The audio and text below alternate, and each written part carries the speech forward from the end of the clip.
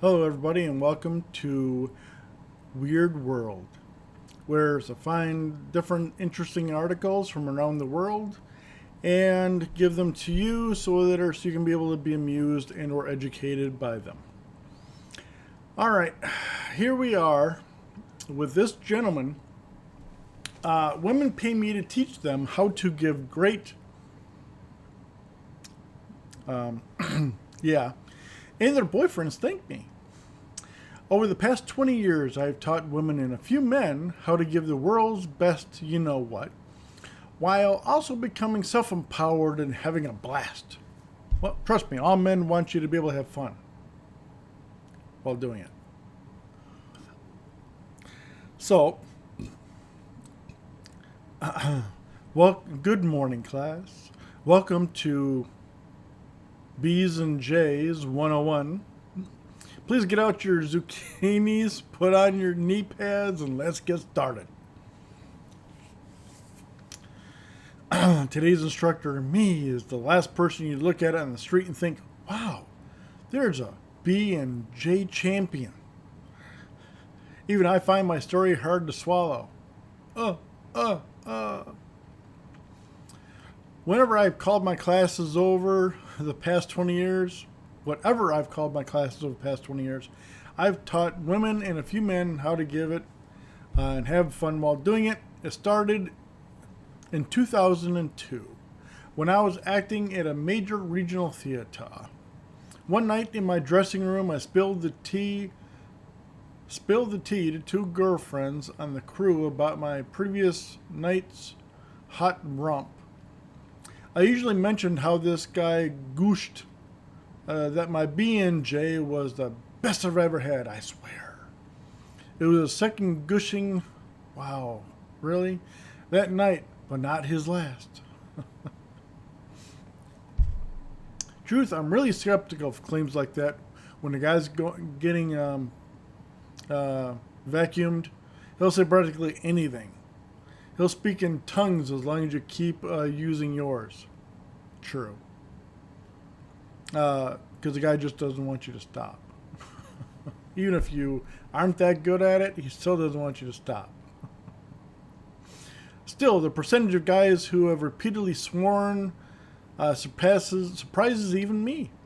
If there was a commercial for my B&Js, it would sound like those old-time toothpaste commercials. 95 out of 100 men surveyed preferred me. Reviews aside, my friends got really interested when I divulged my secret. The whole time I was boning up on going down, I faked liking it. I only learned to like it later. Guys go through that process too. It's nothing new. They begged me to teach them what I know. I invited them to come over the next afternoon and bring some bananas.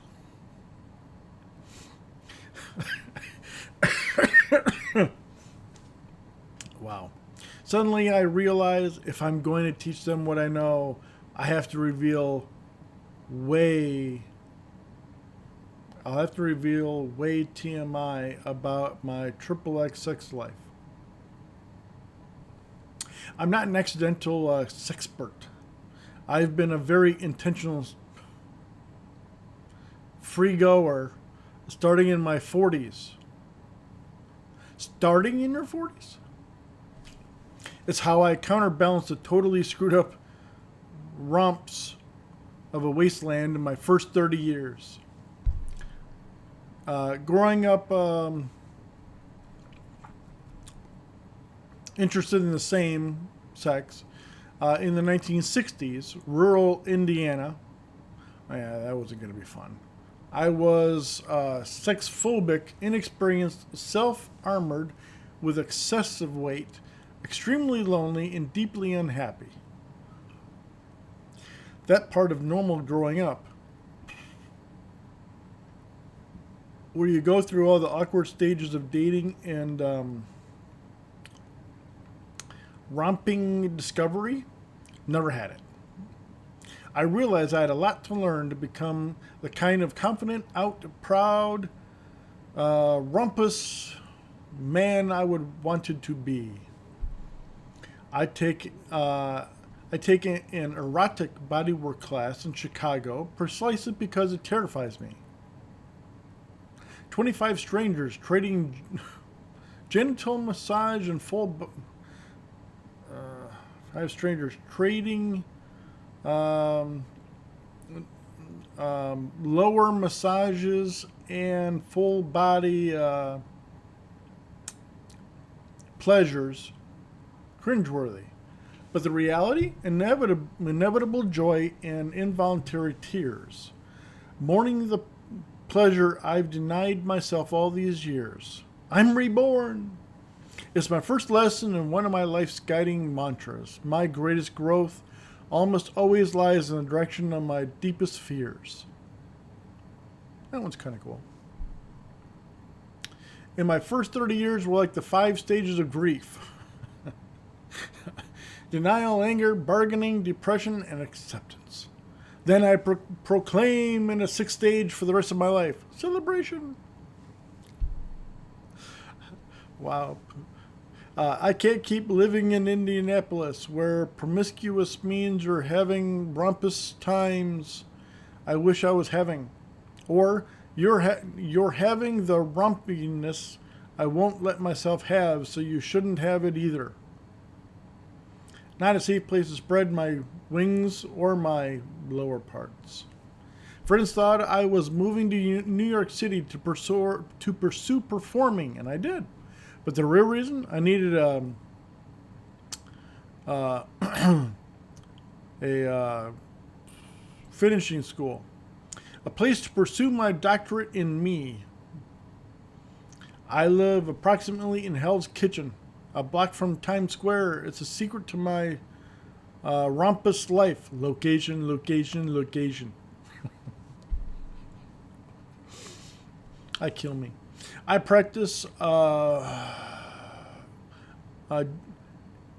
pleasure-seeking body work between acting and singing gigs. I confront my body shame. I shed some weight along with my inhibitions. I enjoy more amazing love is than I can count. And I finally realized there's no sky monster waiting to swoop down to punish me for my rumpus-worthy life. You can fight me on this, and I'll win. Sexual intimacy, is one of the most spiritual and emotionally rewarding gifts life offers us. I learned how to give B&Js that usually ends with my partner exclaiming, "What the bleep did you just do to me? Where did you learn to do that?" I usually have no idea what I did. I'm just surrendering to the moment and making mental notes for later. Now I need those notes for my lesson plan. Back in 2002, my theater friends were my very first class of vocal students. I welcomed them with a bottle of wine, lighted some candles, even though it was daylight, and we got comfy. I asked what they thought about B&Js, their beliefs, experiences, fears, questions, etc. Once the nervous giggling subsided, they had a lot to say. That's had lots of insecurities about their abilities. Seems nobody, especially men, talk about this stuff with most women. I reassured them this wasn't about one more way for women to take care of men without getting their own needs met. Who needs a class in that? I offered a basic male anatomy lesson. Hello, bananas. Turns out most women know as little about men's anatomy as most men know about women's. We talked hygiene, gag reflex, going down deep, to wallow or not to wallow, and pillows. Pillows are your friends. Yes, they are. They really, really are. That's why it's always good to have a few extras in the bedroom or wherever you need them. You can never have too many pillows. That's correct. If you aren't comfortable yourself, ain't no way you're going to focus on somebody else's comfort, which is very true. I remind them that the entire body is an erogenous zone, not just the obvious parts. I gave a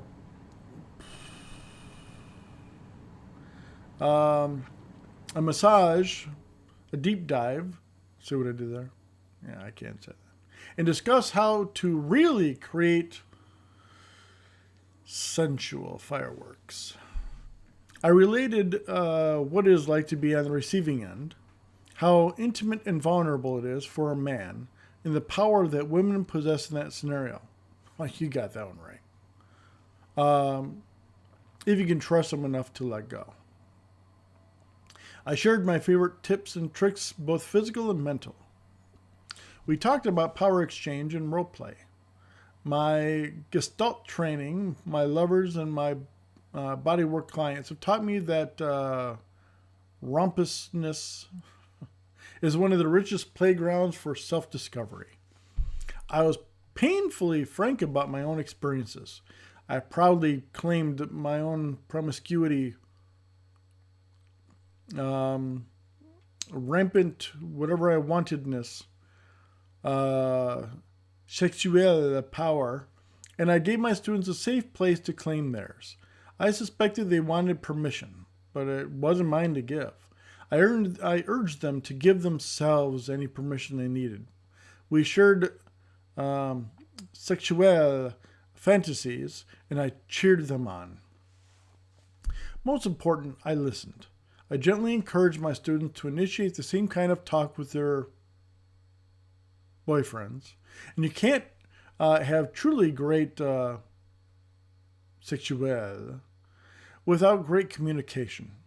It's always a lot easier. If you haven't talked about it ahead of time, and you're just guessing, you're not going to have the best. We finally reached a good place to stop. After all, this was an entry-level course. We toasted to the future oral prowessness, ate the bananas, and parted ways. The next day, I felt like a deer in the headlights when each of their boyfriends tracked me down to thank me. Twice on the same day. A straight man I didn't know let me know he knows. A, I'm an accomplished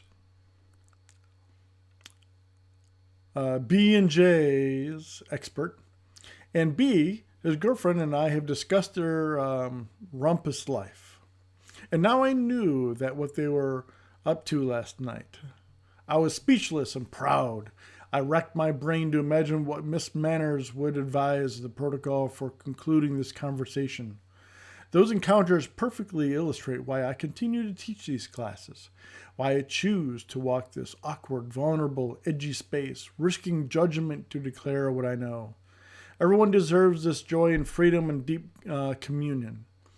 Now I advertise my classes by, you guessed it, word of mouth, and usually offer them at least once a month. I keep a wait list. Small groups, Zoom classes, private coaching, or consulting, whatever works for each person and their budget. Participants have ranged from small-town girls in their 20s who've never had someone, that ought to be rare, to talk with, and to women in their 50s seeking out a temporary GBF for counsel, etc. I even offer classes sometimes for men. Sometimes I'm a present from their partners. Okay. Some of the content has changed since 2002, and much of it has stayed the same. A gifted therapist and an expert livier share a common gift. They know how to meet, illuminate, and inspire their partners where they are. I've known from an early age that I was born outside the box. I stupidly tried to fit into that box, and thankfully I failed. Now living outside that box is my superpower, and the box is my kryptonite. If I can use my powers for good, sharing my truth, empowering sensual, intimacy, and willing the best for everyone's relationships, well, as long as my superhero lycra is black, my cape has vertical stripes, slimming. My breastplate is embossed with a Swarovski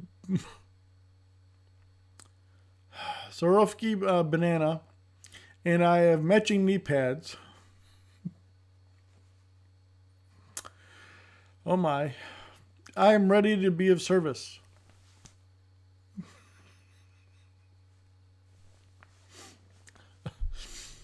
Oh, crap. All right. So, yes. So, there is this that's going on.